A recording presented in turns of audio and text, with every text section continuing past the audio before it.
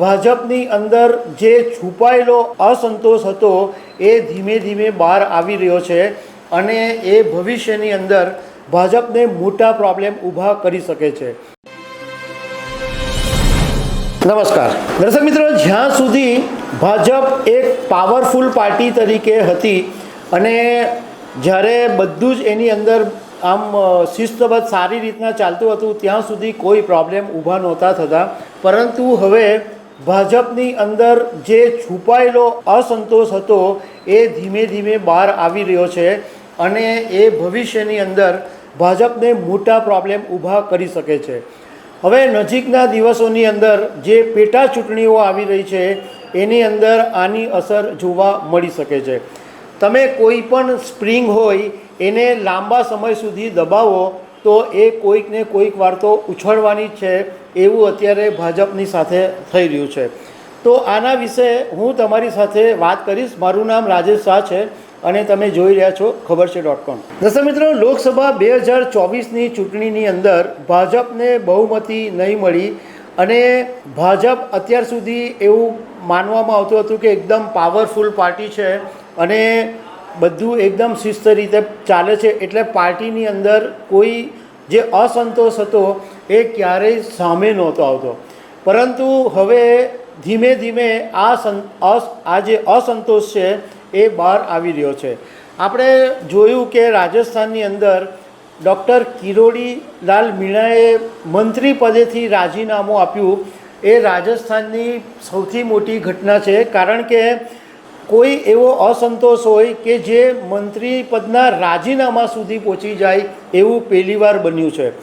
એવા સમયે બન્યું છે કે જ્યારે રાજસ્થાનની અંદર પેટા ચૂંટણી આવી રહી છે અને આ પેટા ચૂંટણીની અંદર જ્યાં જ્યાં પેટા ચૂંટણી થવાની છે ત્યાં આગળ આ કિરોડીલાલ મીણાનું વર્ચસ્વ છે.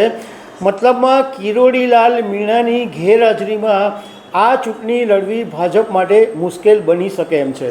આ તો એક રાજસ્થાનનો દાખલો છે, પરંતુ બીજા રાજ્યોની અંદર પણ ભાજપની અંદર હવે ધીમે ધીમે અસંતોષ બહાર આવી રહ્યો છે. ઉત્તર પ્રદેશની અંદર પણ બધું સમૂહ સૂત્રું નથી, આપણને ખબર છે. એવી જ રીતના બિહારની અંદર પણ પ્રોબ્લેમ ચાલી રહ્યા છે અને ગુજરાતની અંદર પણ છૂપો અસંતોષ છે જ. ભાજપ માટે એક સીટ જીતવી નિર્ણાયક છે. કોઈ બી એક ચૂંટણી થાય એમાં ભાજપે હવે બધી જ સીટો જીતવી જ પડે, નહીં તો ભાજપનું નામ ખરાબ થઈ શકે એવી હાલત ઊભી થઈ ગઈ છે. જે પ્રમાણે ભાજપની સામે અત્યારે માહોલ બની રહ્યો છે એવા સંજોગોની અંદર હવે ભાજપે ધ્યાન આપવું પડશે અને આની ઉપરથી બોધપાઠ લેવો પડશે, કારણ કે કોંગ્રેસ હવે હાવી થઈ ગઈ છે અને કોંગ્રેસ ભાજપની સામે નેરેટિવ ઊભા કરવામાં એકદમ સફળ થઈ રહી છે.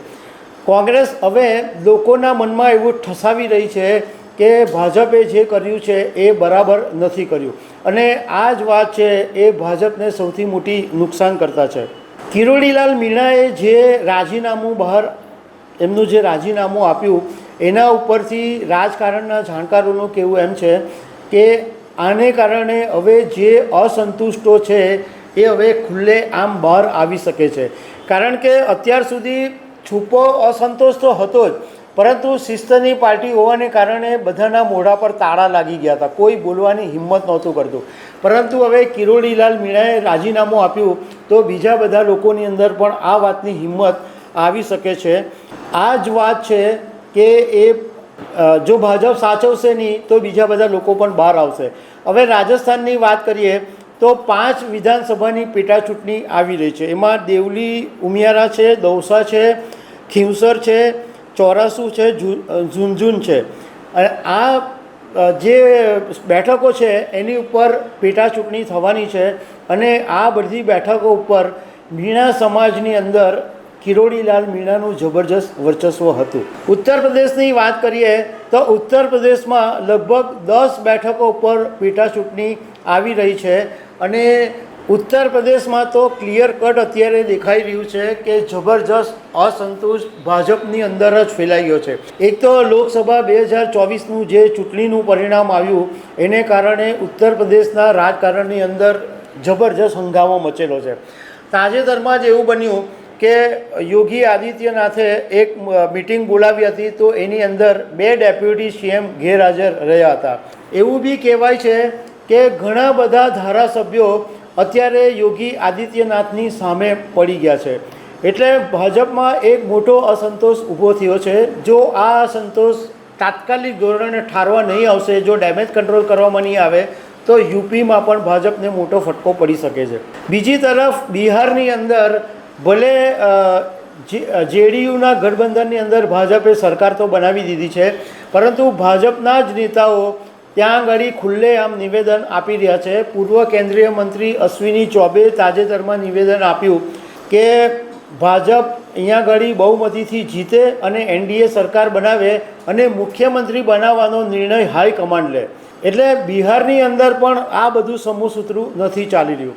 ગુજરાતની અંદર પણ જે સૌરાષ્ટ્રમાં સહકારી ક્ષેત્રની અંદર જે ઇફકોની ચૂંટણી થઈ ત્યારથી માંડીને જયેશ રાદડિયા અને CR પાટીલ વચ્ચે પણ જે ગજગડા ચાલી રહ્યા છે, એના કારણે પણ ભાજપમાં અસંતોષ છે.